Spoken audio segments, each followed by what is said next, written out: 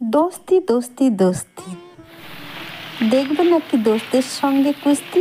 বৈশাখ মাসেতে আমাদের হয় দোস্তের সঙ্গে কুস্তি। আমরা সিদ্ধ করি ধান, সেই আমাদের বাঁচায় প্রাণ। প্রথমে কড়াই বসিয়ে কড়াইতে ধানগুলো ঢেলে দিয়ে পুরোপুরি ভরে হাত দিয়ে চেপে চেপে একদম সমান করে দিয়ে তারপরে জল দিয়ে ধানগুলিকে বেশ করে ভিজিয়ে দেব চারিপাশ দিয়ে।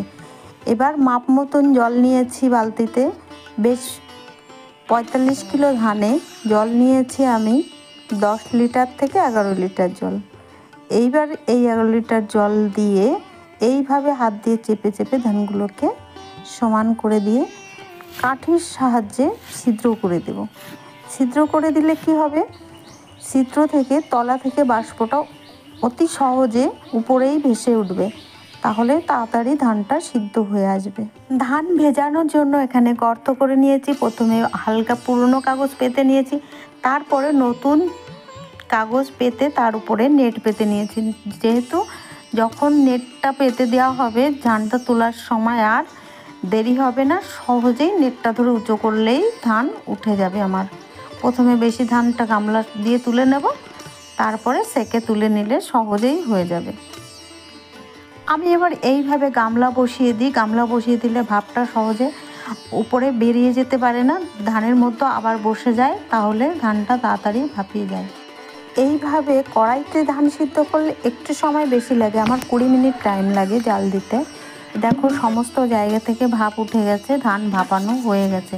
এইবার এই ধানগুলো তুলে জলে ভিজিয়ে দেওয়া হবে। ছেলে আর তার বাবা দুজনেই এইভাবে ধান ওইদিকে ফেলে দিচ্ছে, আর আমি এদিকে অল্প অল্প করে চটে তুলে নিচ্ছি। চট ধরে ওই সাইডে ফেলে দেওয়া হবে।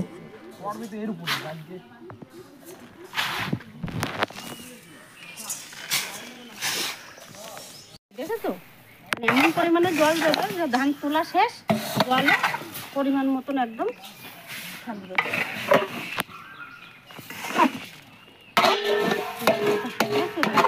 একদম প্রথম দিন ধান ভাপিয়ে এইভাবে জলে ভিজিয়ে রাখবো। প্রথম দিন সকাল হোক বিকাল হোক যে কোনো সময়ে ভাপিয়ে ভিজিয়ে রাখা যাবে। ভিজিয়ে পরদিন ভোরবেলা উঠে আমরা এই ধানকে আবার জলের থেকে তুলে নিয়ে সিদ্ধ করতে হবে। একদম কমের পক্ষে হলেও 10 ঘন্টা ভিজাতে হবে ধান।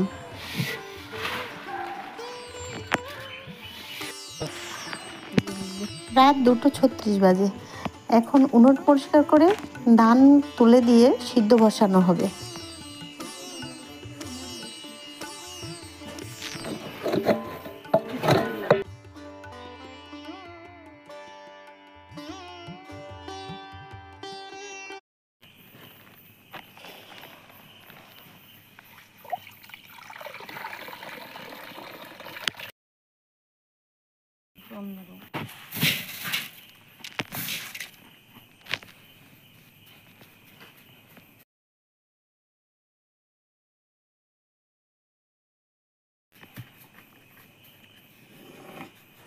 ধান সিদ্ধ হয়ে গেলে আপনা থেকে ধানটা ফেঁপে ওঠে। কড়াইতে যতই একটু কম বসানো কেন ফুলে ফেঁপে কড়ার থেকে গড়িয়ে পড়তে শুরু করে দেয়।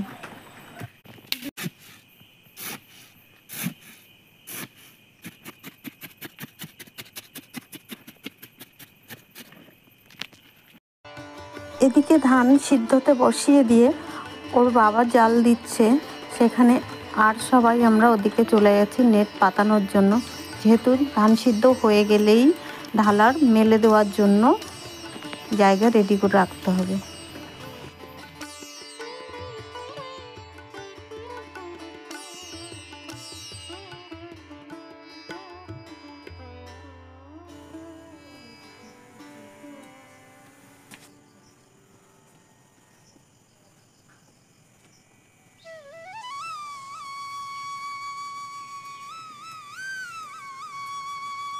ছড়াৎ ছড়াৎ খাচ্ছে, বেশ ভালো লাগছে না?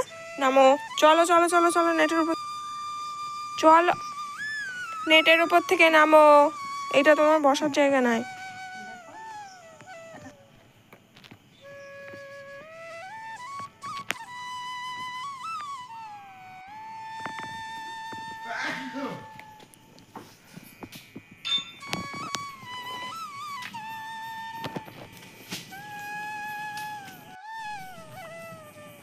ধান সিদ্ধ হয়ে যাওয়ার মুহূর্তে ধান একবার কথায় বলা যায় ধান হাঁটতে শুরু করে। কেমন করে সেটা? এই সাইডে ভালো করে লক্ষ্য করলে দেখা যায় যে ধানগুলো একটা একটা করে গড়িয়ে পড়ছে। ধান হয়ে গেছে, ধান এইবার মেলে দেওয়ার পালা।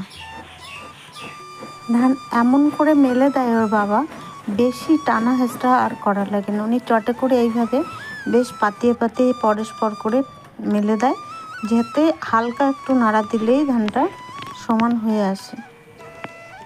ধান সিদ্ধ বা শুকনো প্রধান কর্তা ছেলে আর ছেলের বাবা।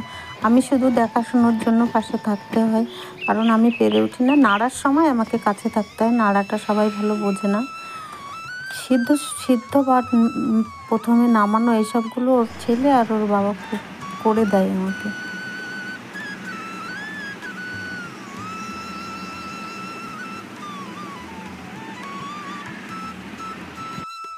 আর এই এক ব্যক্তি কত যে মজা পাচ্ছে, এরপরে পিটিয়ে পিটিয়ে তোলা যাচ্ছে না, যতই তাড়িয়ে দিচ্ছে আবার এসে বসে পড়ছে।